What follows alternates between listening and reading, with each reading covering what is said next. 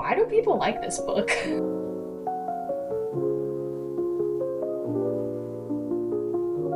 What did I read in chapter 25? I think I need to buy a red flag because I need to start waving it around. And I was like, okay, I get it. I freaking get it now. I understand the attraction.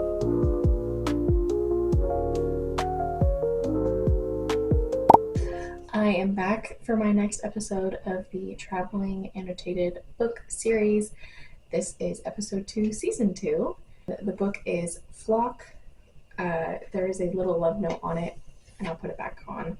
It is Flock by Kate Stewart.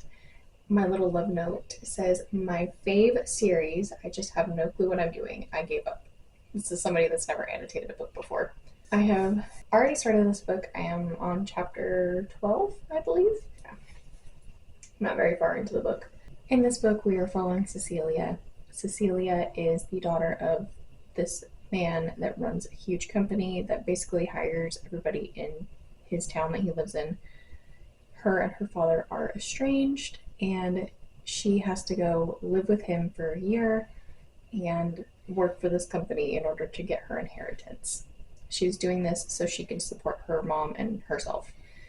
And she doesn't want to do it. She's very reluctant to go to this town and live with her dad, but that is the agreement. And while she's there, she meets Sean. Sean immediately takes a liking to her, invites her to a party, and there she meets a couple other people. She meets Sean's brother Dominic and then Sean's best friend Tyler. And they all have these raven tattoos on their arms. Sean is very vague about what that means, but I think they're like in a gang, kind of. I don't know. That's my prediction, but I could totally be wrong. However, this series is called The Ravenhood, so I'm sure that has something to do with it. Cecilia is definitely like into Sean and into Dominic. She spends a lot of time with Sean. And then she messages her best friend Christy, who lives kind of far away. At the very beginning of the book, we're in the future. We're 6 years in the future, where Cecilia has just broken off an engagement, and she admits that she's still hung up on somebody from her past. We just don't know who that somebody is. I want to believe that it's Sean, but at the same time, I think that it's going to be somebody else, because she's got a lot of big emotions for several of these men. So far, so good. I have been enjoying my cohort's little like doodles, and like she writes swoon and just some little hearts in the margins. It's really cute and fun. But I will continue reading this and check in with my thoughts about halfway through the book.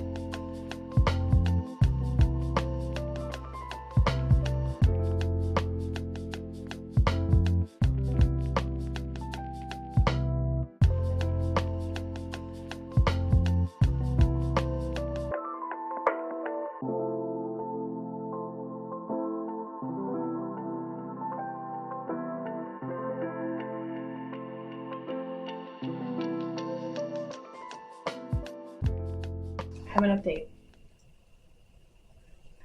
I meant to check in halfway through, and then yesterday I was listening to it at work, got super sucked in, forgot to stop at halfway, and now I'm like 70% into the book.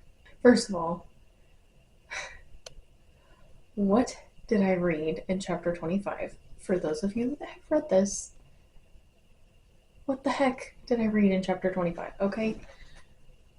Second of all, I didn't understand why Cecilia was hanging out with these guys, other than the fact that they're attractive.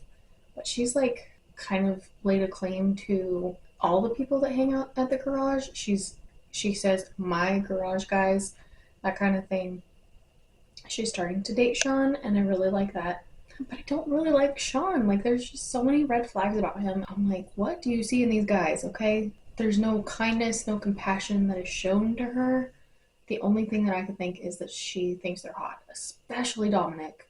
She finds Dominic attractive too, but he like completely blows her off. Like has no interest in her at all, and it was driving me crazy that she even has any remote interest in him because he treats he doesn't necessarily treat her like crap, but he's not very nice to her. Like, why would you invest your time in trying to get to know somebody that's not very nice to you?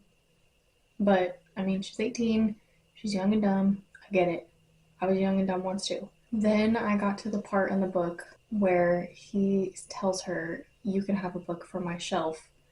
She finds a receipt of 10 books that he recently purchased because he found a bookmark in her room with all the books that she wanted to read written on it, and he bought all 10 books and put them in his room for her so she can read them whenever she wants.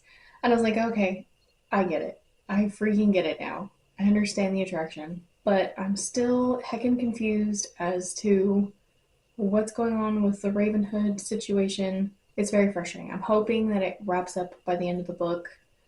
I really don't know if I want to invest in 2 more books after this because every other chapter is just smut and it feels very copy and paste, unfortunately.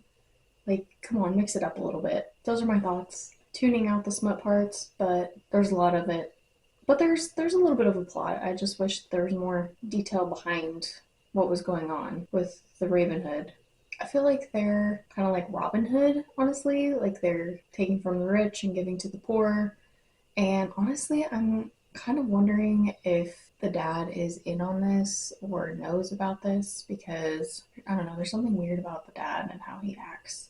Anyway, I am going to check in when I finally finish this.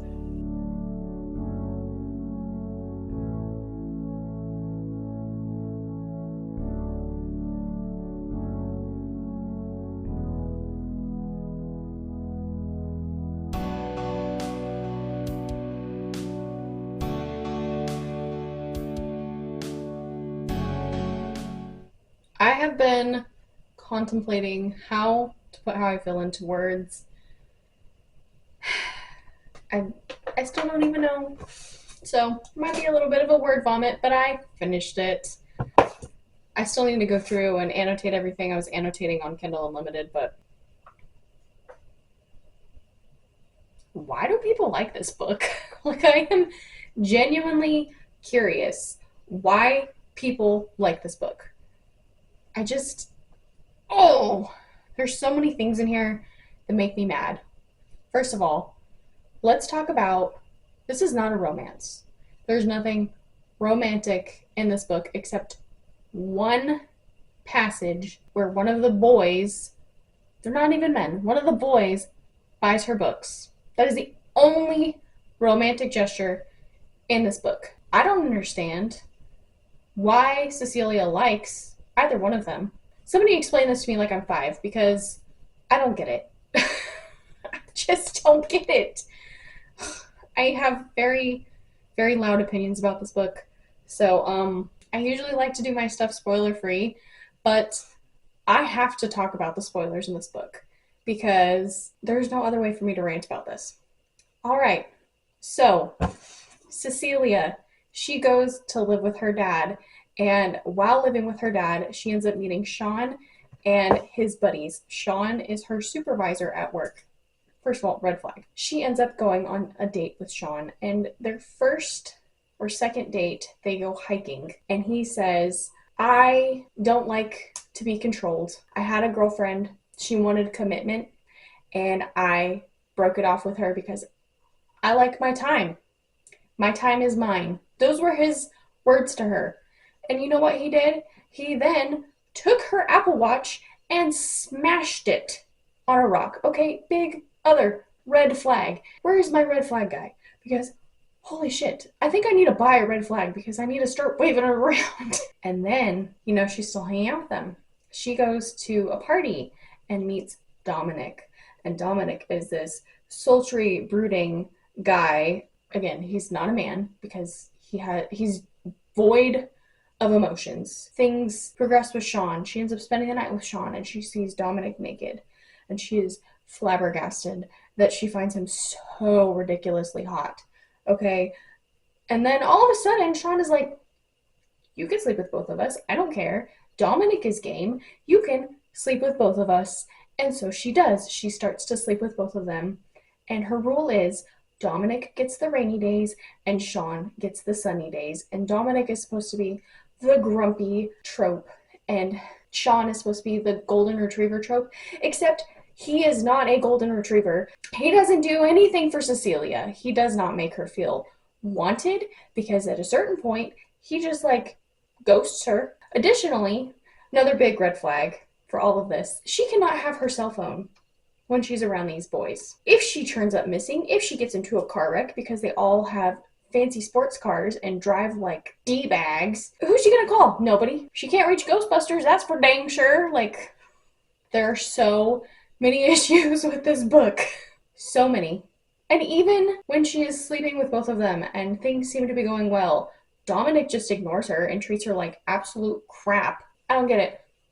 And honestly, Cecilia herself doesn't even have a freaking personality. I couldn't tell you anything other than the fact that she is the CEO's daughter. She is easily offended and she likes both these guys. Oh, and she's living with her dad in order to get money to support her mom, who she parents, and her best friend calls her out on that all the time. Why do people like this book? Please tell me. Please convince me why people like this book. And additionally, there's 3 other books. There's a bunch of unanswered questions in this book. Do I want to read the other books? No. Did my coworker convince me that I probably should just to get my answers? Yes. But also, I gave this book a 1.5 stars. That is my lowest finished book. This is not a romance. This is not good character building. There is a mystery, and that's probably why it even got the 1.5 stars. Because if I could give it a 0, I probably would have. But I was invested in the secret that Sean says. Let me think of some pros for this book. Yeah, I got nothing. I guess, okay. There is one character that I did like in this book. His name is Tyler. He hangs out with Sean and Dominic. And honestly, I'm surprised she didn't start sleeping with him too, because I feel like that's coming. But I enjoy Tyler as a character. I also liked Dominic and Sean's aunt. She actually had a story. She wasn't just the tinfoil hat wearing Sean or the grumpy jerk Dominic. But I feel like she was just a plot device to show that Dominic actually does have a heart. Anyway, thanks for coming to my TED Talk about why I hate this book. Convince me in the comments if I should continue the series or just be happy to DNF it, because I am on the fence. I kind of do want to know what the secret is, even if I hate read the next 2 books, or if I should just, if it's not worth it. My coworker says it is. Please tell me in the comments down below. Hopefully you guys are reading better books than I am. I will see you soon in a new video. Happy reading. For the traveling annotated Jasper. Okay, let me hold on. Let me back up. Just clicky clacks. Clicky clacks. Ooh, oh, that made me mad. I'm probably